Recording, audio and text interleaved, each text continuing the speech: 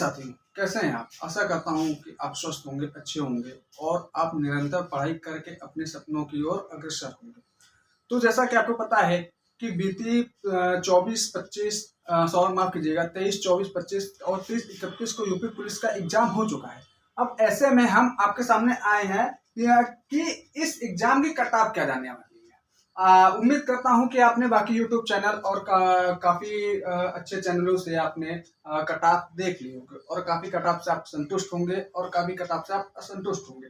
पर सच्चाई जो है वो आपके सामने है। उसी के लिए मैंने भी थोड़ा सा रिसर्च करके कट ऑफ आपके सामने रखी है।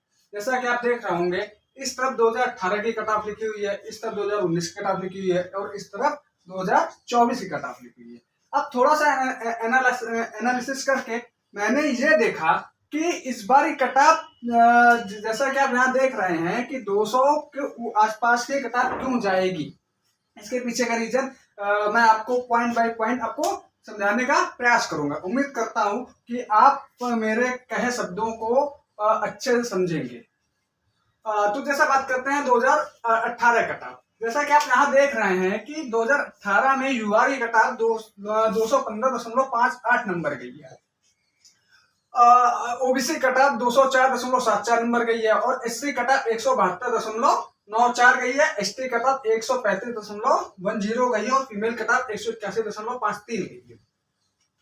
मैं अगर एक पेपर के डिफिकल्टी लेवल की बात करूं, मैं अगर उसको 100% दूं कि कोई पेपर है वो 100%, कोई भी एग्जामिनर पेपर सेट करता है तो वो 100% अपना 100% देने की कोशिश करता है, जिसमें से मान के चलते हैं 2018 में जो पेपर का डिफिकल्टी लेवल था 100 में से लगभग 60 से 65% का डिफिकल्टी लेवल देखने को मिला था और तब जाके ये कट ऑफ 215 गई है। ये मत समझिएगा कि ये बहुत ज्यादा कट ऑफ गई है, क्योंकि आपको याद होगा कि 2018 का जब एग्जाम हुआ था उसमें लोगों के 30 से 40 नंबर, कितने 30 से 40 नंबर नॉर्मलाइज मार्क होके बढ़े हुए थे। अगर मैं लगभग सभी को इतने नंबर मिले थे और उसके बाद जाके ये कट ऑफ आपकी 215, ये आपकी मैं रनिंग कट ऑफ बता रहा हूँ, फाइनल कट ऑफ नहीं है ये। 215 नंबर, 30 से 40 नंबर जब लोगों को नॉर्मलाइजेशन में मिले थे तब जाके इतनी कट ऑफ गई थी। ऐसे में पेपर डिफिकल्टी लेवल 60 से 65 % के आसपास ये कह सकते हैं कि उस समय पेपर का जो लेवल था वो इतना % रहा था। अब ऐसे में 2019 में 185.34 अंक गई थी, ये आपकी रनिंग कट ऑफ गई थी, पीएसटी कट ऑफ गई थी। अब ऐसे में इसका कारण ये रहा कि 2018 की जो भर्ती आई तो उसके लगभग 6 से 7 महीने, जैसे जैसे ये भर्ती पूरी हुई वैसे ही 2019 में दूसरी भर्ती जारी कर दी गई। जितने भी पढ़ने वाले थे वो ऑलरेडी इसमें सेलेक्ट हो चुके थे और ट्रेनिंग के लिए जा चुके थे। ऐसे में जिन्होंने 2019 में पेपर दिया था उनको फायदा मिला था और इसलिए 185 नंबर 2019 में पीएसटी कट ऑफ गई थी। अब अगर मैं नॉर्मली देखता हूँ कि अगर 30 से 40 नंबर का मैं अगर एवरेज लेता हूँ, इसमें से अगर मान के चलता हूँ कि 20 नंबर मैं लेस कर देता हूँ, कि मान लीजिए कि 20 नंबर सबको 10 से 12 नंबर ही 10 से 15 नंबर ही नॉर्मलाइज मिला होता उस समय, तो इसमें अगर मैं माइनस करूंगा तो 205 के आसपास से कट ऑफ उस समय जाती जब पेपर का लेवल आपका 60 से 65% डिफिकल्टी लेवल का था। अब ऐसे में आपने इस बार देखा होगा कि 2024 के एग्जाम में जो पेपर का डिफिकल्टी लेवल था, हालांकि लोगों ने कहा कि पेपर बहुत सिंपल आया था, पर जिस प्रेशर के साथ बच्चा एग्जाम हॉल में बैठता है उसमें सिंपल से सिंपल क्वेश्चन भी लड़का गलत कर देता है। तो ऐसे में ये कहना बिल्कुल गलत होगा कि पेपर सिंपल आया था। मैंने जहां तक पेपर का 10 शिफ्ट का एनालाइज किया है, हाँ मैं ऐसा नहीं कहूंगा कि पेपर बहुत टफ आया था, पर इतना मान के चलिए कि जैसे कि ये मैं फॉर एग्जांपल एक आपको बात कहना चाहूंगा कि जैसे 40 क्वेश्चन आए थे आपके जीएस में फॉर एग्जांपल, उसमें से मान के चलिए कि 10 से 15 क्वेश्चन ऐसे थे जो बिल्कुल सिंपल थे कि देखते ही आप आंसर कर दे रहे थे। जैसे कि बहुत जगह ये भी पूछा गया था कि भारत कब आजाद हुआ था। मैंने किसी में ये पेपर क्वेश्चन देखा था कि भारत कब आजाद हुआ, और जिन बच्चों ने पहली बार एग्जाम दिया होगा तो सभी को मेरे हिसाब से पता होगा कि 1947 में भारत आजाद हुआ था। तो उन्होंने एक क्वेश्चन देखा होगा, उनको लगा होगा कि हाँ ये बहुत सिंपल है, और ऐसे ही करके 10 से 15 क्वेश्चन बिल्कुल सिंपल आए थे। और बाकी के बच्चे जो आके 25 से 30 क्वेश्चन थे, 25 से 30 क्वेश्चन थे, वो काफी वही क्वेश्चन मेरिट को घटा बढ़ा रहे हैं, जिसमें से लगभग 25 से 30 क्वेश्चन जो डिफिकल्टी लेवल के रहे हैं, चाहे आपका रीजनिंग ले लीजिए, चाहे आप हिंदी ले लीजिए, चाहे जीएस ले लीजिए, चाहे मैथ ले लीजिए, लगभग सभी का ये हाल रहा है कि 10 से मान लीजिए एक रेशियो के हिसाब से, तो किसी में 20% आपका जीएस पूछी जा रही है, किसी में 20% रीजनिंग पूछी जा रही है, किसी में 25% हिंदी पूछी जा रही है, तो लगभग 4 से 5% क्वेश्चन जो है वो इजी लेवल पे रहे हैं और बाकी के टफ लेवल पे रहे हैं। जिन बच्चों ने पहली बार पेपर दिया होगा, बिना तैयारी के पेपर दिया होगा, तो जो 4 से 5% क्वेश्चन देख रहे हैं उनको सिंपल लग रहा है, तो वो उनके अनुसार पेपर बहुत सिंपल आया है, वो यही कह रहे हैं। मगर जो बच्चा निरंतर तैयारी कर रहा है उसको मालूम है कि जो 4 से 5 क्वेश्चन तो सभी बच्चा अटेम्प्ट कर रहा है, सिलेक्शन उसका होगा जो 4 से 5 को बढ़ा के 10 से 12% की ओर आगे बढ़ेगा। तो मेरा कहने का मतलब यही है कि पेपर इतना सिंपल नहीं आया था जितना लोगों ने कहा कि पेपर सिंपल आया था। मैं इस पेपर की बात करूंगा, जो डिफिकल्टी लेवल रहा है आपका, उसको मैं 70 से 75% के आसपास कहूंगा कि 70 से 75% पेपर आपका कठिन आया था, और 20 से 25%, मात्र 20 से 25% पेपर जो आपका था वो सरल आया था। अब देखिए, अगर मैं कंपेयर करूं 2018, क्योंकि ये जो भर्ती है, हाँ 2019 वाली भर्ती का जो कंपेयर होगा, जैसा योगी जी ने कहा है कि आने जैसे ये अपने 2024 वाली भर्ती कंप्लीट होगी 6 महीने के अंदर, तुरंत ही नोटिफिकेशन जारी कर देंगे 40,000 भर्ती का। तो ये 2019 वाली भर्ती जो है कि जो कट ऑफ है वो सेम जो अब आने वाली आगामी 40,000 भर्ती है वो भी मान चलिए 2025 में आएगी, जुलाई के आसपास आ जाएगी। तो ये कट ऑफ उस समय काम आएगी कि जैसा कि आप इसमें देखिए कि इसके तुरंत बाद ये भर्ती आ गई थी, वैसे 2024 के बाद तुरंत 2025 वाली भर्ती आएगी। तो जो जैसा डाटा यहाँ देख रहे हैं आप, सेम चीजें वहां पर भी ये चीजें होंगी।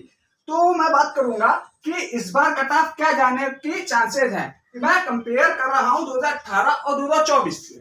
कहां से? 2018 और 2024 के। कारण ये है कि सिमिलरिटी लेवल दोनों का सेम है, लगभग यहाँ मान के 60 से 65% पेपर का लेवल जो टफ था, यहाँ पर 70 से 75% पेपर का लेवल टफ है। अब ऐसे में अगर मैंने नॉर्मलाइज मार्क इसको घटा दिया था, अगर 10-10 नंबर सबको मिला होता तब कट ऑफ जाके आपकी 205 से 204 205 के आसपास लगती, पर कट ऑफ इतनी ज्यादा लगने का कारण ये रहा कि लोगों को 30 से 40 नंबर नॉर्मलाइज मार्क मिले हैं। अगर 2024 में भी यही 30 से 40 नंबर आपका नॉर्मलाइजेशन मिलता है तो ये कट ऑफ आपकी सेम यहाँ पहुंच जाएगी।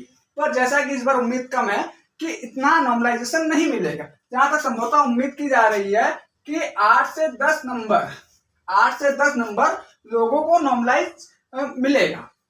और हालांकि सभी शिफ्टों में मिलेगी, ये भी जरूरी नहीं, किसी शिफ्ट में 2 मिलेगा, किसी शिफ्ट में 4 मिलेगा, किसी शिफ्ट में 10 मिलेगा। माफ कीजिएगा, गर्मी बहुत है चूंकि ऐसे हमारा काम नहीं कर रहा है।